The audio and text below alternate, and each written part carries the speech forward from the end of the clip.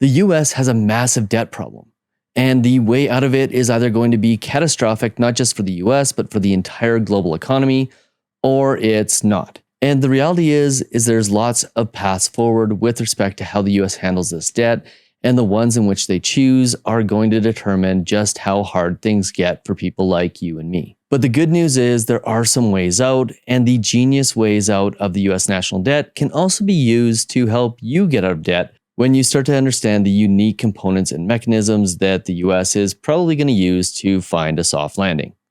And in this video, I'm going to discuss the national debt, just how serious it is, because by the way, this is a topic that is very contentious. In fact, most economists don't agree at all at just how big of a problem this is and the possible ways out. In fact, some economists don't even think the national debt is a problem at all. And how is that even possible when this much of the country's income is going towards paying off debt, and debt that they may not even be able to pay? But before I get into all the details, my name is Nolan, Matthias, and if you want to thrive financially, if you want more, this is the place for you. So do me a favor, if at the end of this video you found it useful or interesting, hit the subscribe button and hit the like button so more people like you can see this video. Okay, so let's get into it. Let's discuss the US national debt, because the numbers have gotten absolutely insane. I mean, just take a look at this chart. The US national debt is now $34 trillion. And to break this down even further, not only is the US national debt $34 trillion, but the cost to service that debt is now $1.2 trillion annually. And with interest rates rising, that number is only going up. And as that number goes up, the standard metric for how big of a problem debt to GDP is going up as well. In fact, the debt to GDP ratio is now at 124.7%. What's the debt to GDP ratio? Well, this is the amount of debt relative to the production in the economy. And typically anything over 100% has been deemed as bad. But as I'll get into in a minute, this may not be as bad of a number as you might suspect, because there is some new economic data and economic theories that suggest that it may not be as big of a problem for this number to be high. And I'll give you a little bit of a hint here. A lot of that has to do with interest rates. Now, as scary as these numbers are, there's some even scarier numbers. This is the federal debt held by the public, and it is the projections going forward with respect to how big of a problem this could get. Now, this graph clearly shows the debt to GDP ratio. And as you can see, the debt to GDP ratio has never been higher. In fact, the last time it was even close to this was at the end of World War II. But here's what's really scary, because if you look at that perpendicular line right on the right side of the graph there, it shows where the numbers are projected to go. And everything right to that line tells a pretty scary story. And that is that if the debt to GDP ratio, if not brought into line within the next 30 years, could exceed 200% by 2053, which is a very scary number. Because not too long ago, a debt to GDP ratio that was over 100% was usually a sign that an economy was headed towards catastrophe. Just look at Sri Lanka and Greece, who both exceeded 125% in the last 10 to 15 years, and both had massively failing economies. But all of a sudden, the US finds themselves at 124% debt to GDP ratio, and everything seems to be just fine. In fact, the stock market continues to increase, gold prices continue to increase, and it seems like there's no end to the growth in sight. Now, there is potentially an end to the growth in sight, and this could be leading up to a major economic catastrophe, but the reality is nobody actually knows if that's the case. But what we have come to realize is that the debt to GDP ratio may not be the best metric when it comes to measuring the US national debt. In fact, this is similar to the old income to home price ratio, where it used to be that a house shouldn't be valued any more than 4 times your income. But the problem with that metric was always that it completely disregarded debt servicing costs. And when interest rates got low, what that meant is that people were able to buy more house with lower interest costs, meaning that they had the same interest costs for a much bigger home than they would have in the 1980s or the 1990s. And that is very much what's happening with the US national debt right now. And I'll get to that a little bit more in a minute. But what's important to understand here is that the national debt accumulates when there are deficits. So in other words, when the government is spending more income than they are taking in, that is when you create a national debt.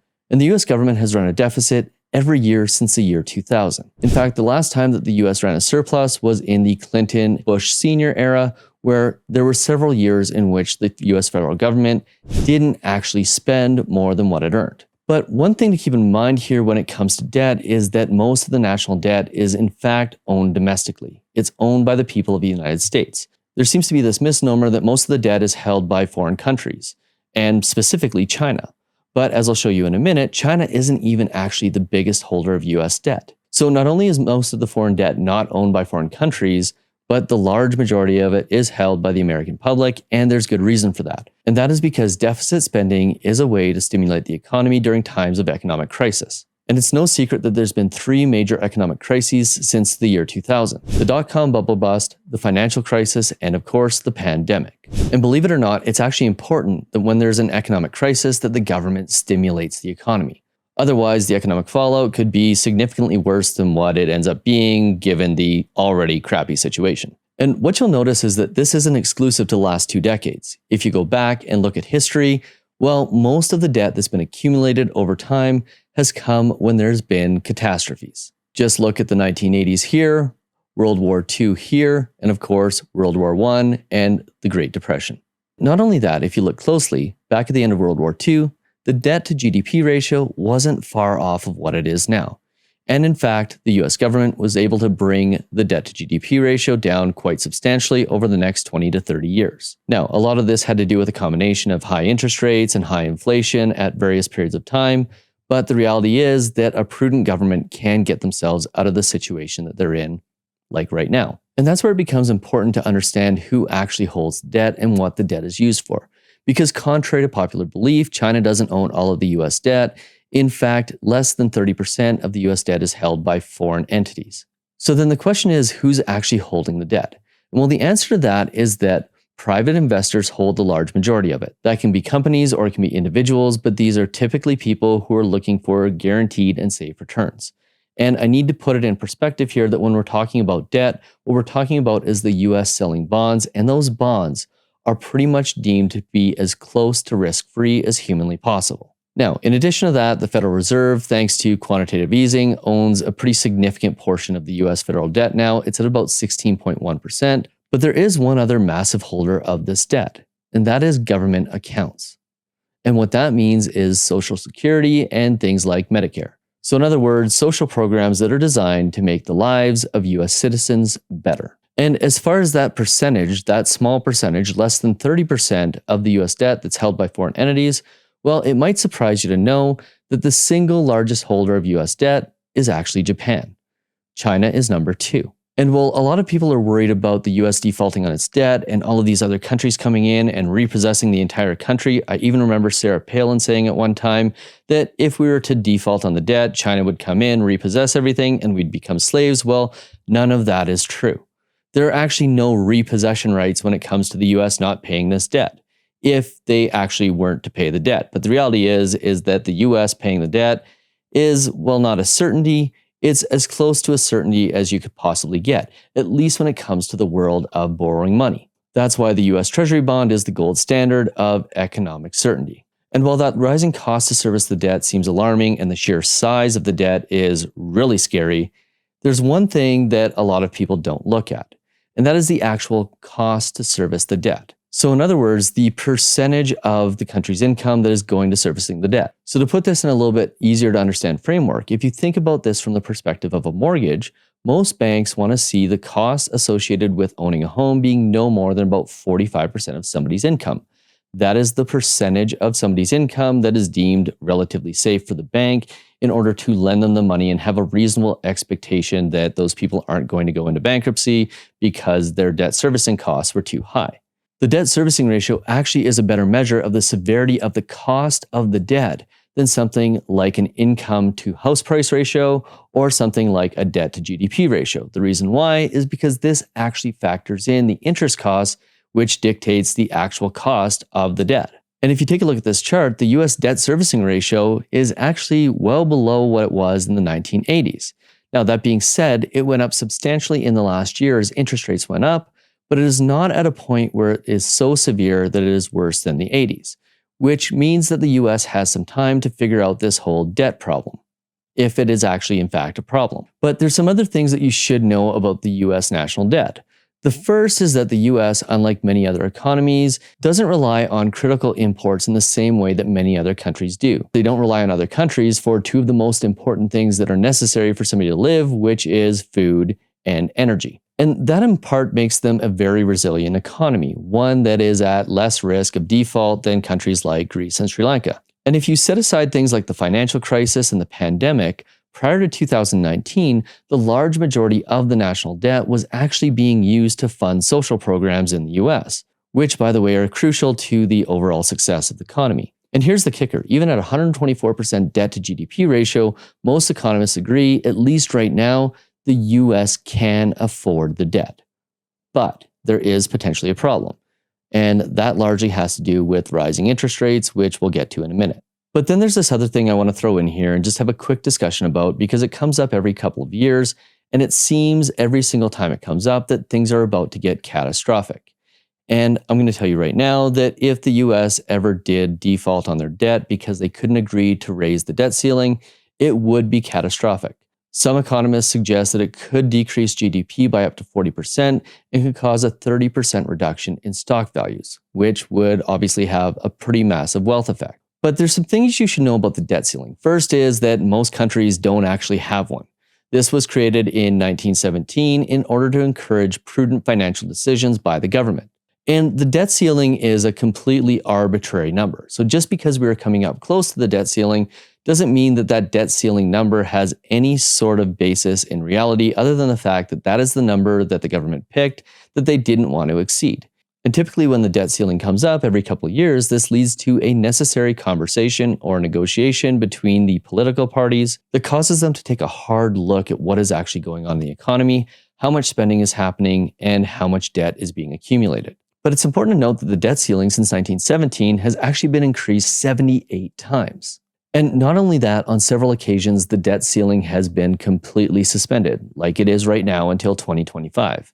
So in other words, the government has the ability to borrow as much money as necessary to stimulate the economy so that we don't end up having a complete financial meltdown. Now, the problem is a debt ceiling can also cause a financial meltdown by virtue of just the two political parties not agreeing on anything, coming to a stalemate, and not actually raising the debt ceiling.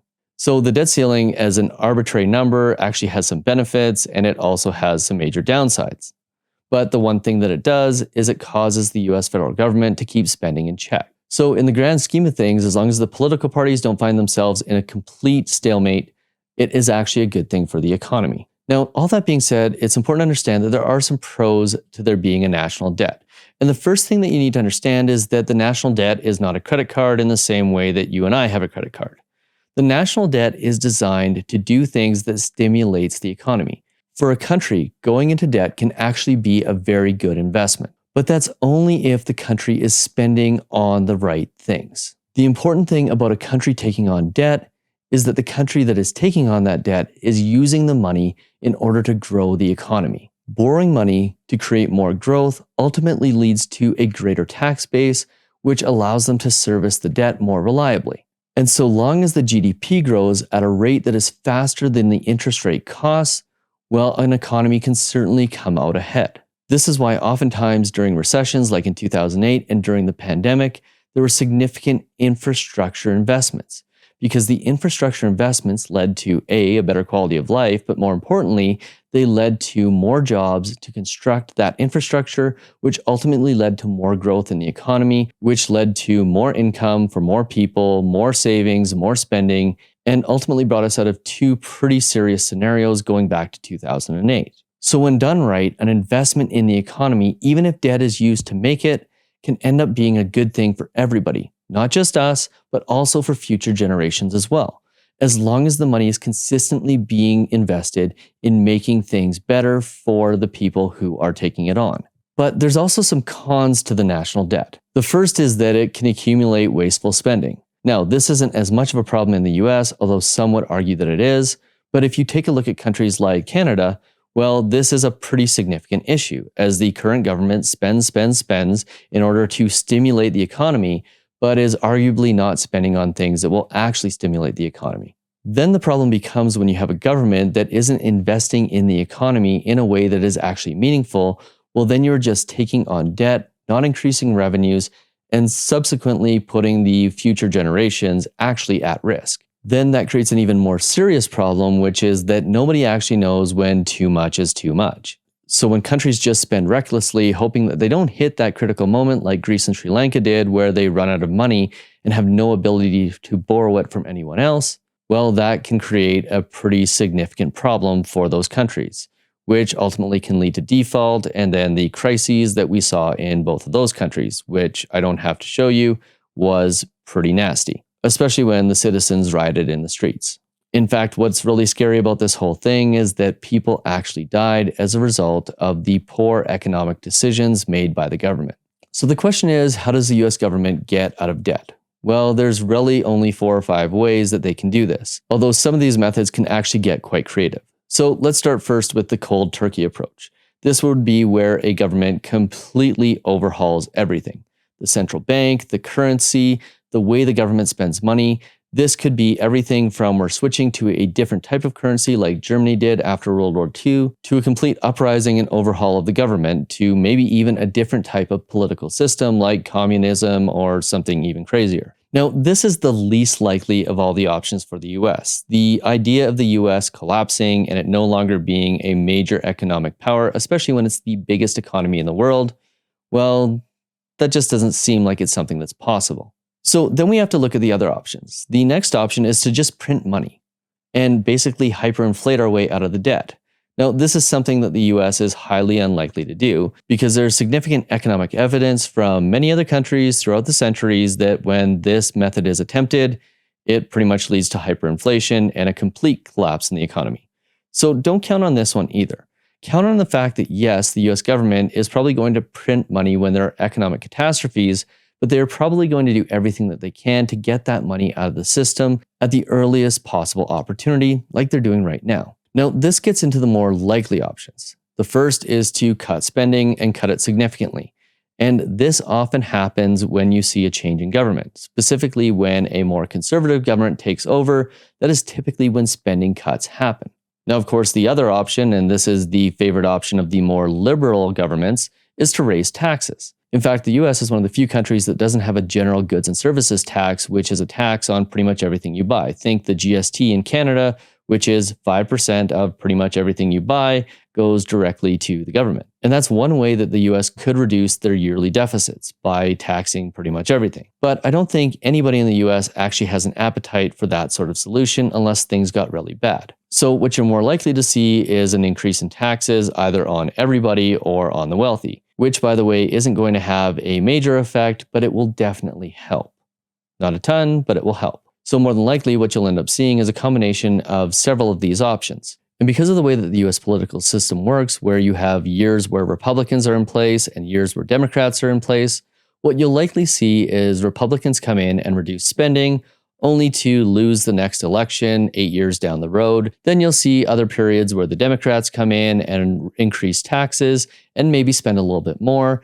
And over time, what you'll find is that the next administration chips away less at what the previous administration did, meaning over a period of decades, what you'll likely see, given that the national debt is such a prominent problem, is that spending relative to GDP will slowly go down and taxes will likely go up. And over time, this will put that debt servicing ratio back into line with where it historically has been. Now, of course, there is the nuclear option, which is a bailout or a complete default, but I don't suspect that the US government will actually let that happen because of the significant negative impact it would have to pretty much everybody, not just in the US, but in every single country around the world. Now, all that being said, you can use these similar tactics to help redo your finances and get yourself out of debt as well. Starting with the cold turkey option, which is actually a lot more reasonable for a person than it is for a government.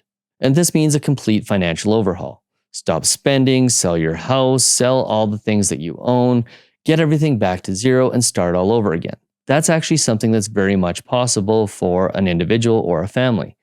It's not easy, but it is definitely possible. Now, in addition to that, there's also a way to inflate your way out of debt, and that is by increasing your income. And I am a huge believer that this is the one thing that everybody should be trying to do, given how easy it is to make money in today's world.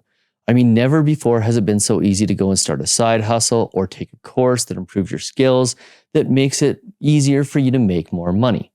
In fact, if you sneak down to number 6, the last point here, there's one thing outside of buying a home that I actually think is reasonable for people to borrow for, and that is to improve skills to increase income. Now, I don't mean go to college and take a course that may or may not increase your income, but actually take courses and get education, whether that's through books or online courses or courses at your local community college that will actually allow you to go to your employer and say, hey, look what I did. Can you increase my income? Or go to another employer and say, hey, I've got all these skills. I'm not getting the money I need here. Do you think you might be interested in hiring me for more money? Or even better, find a way to go into business for yourself so that you can scale your income to, well, infinity. Now, increasing your income is definitely something that is hard to do. It takes time and it takes effort. And if you want the easier approach, the next best approach is to actually cut your spending. Go through, do a financial audit, figure out all the things that you shouldn't be spending your money on. This is the exact same thing that the federal government needs to do, is figure out what the things that aren't necessary are and just cut them out completely. And do that cold turkey. If I don't need that Netflix subscription, or I don't need that Crave subscription, or I don't need some other thing that I'm paying a ton of money for on a regular basis, well, just cut it out, get rid of it. And then actually focus on using either your increased income or your reduced amount of spending, or a combination of the two, to cut out all debt that is not mortgage related. I can't emphasize this enough. The only debt that you should have is to be able to own a home that you can live in so that nobody can kick you out of it. And you should be doing everything you can to get rid of that loan as fast as possible so that if the absolute worst in the economy happens, like the US defaulting on their debt, well, you've got a place to live that nobody can take away from you. And it's so important for you to get out of that non-mortgage debt and make sure that the mortgage that you do have is affordable, because if you don't, the nuclear option, if everything goes bad in the economy, is that you actually have to declare bankruptcy, which means you're defaulting on your debt, and then things get really bad from there. And believe me, nobody wants to go through that. As somebody who's had a family member that has gone through bankruptcy, I can tell you that psychologically, it is not only really hard on the person that has to go through it, but everybody around them. So do not let this be a thing that happens to you. Don't think bankruptcy is no big deal and it's just a start over plan. It's not. It makes life difficult for a very long time to come. Now, I sincerely hope that all of this talk about the national debt has put you at ease with respect to what's actually happening in the US economy and has made you realize that it's probably not as big of a problem as many people would have you believe. But all that being said, that doesn't mean that there isn't potential for economic catastrophe. And there are some things happening in the economy right now that are scary, which I unpack in another video right here. This always happens before a depression. So go ahead, make sure you check out that one as well.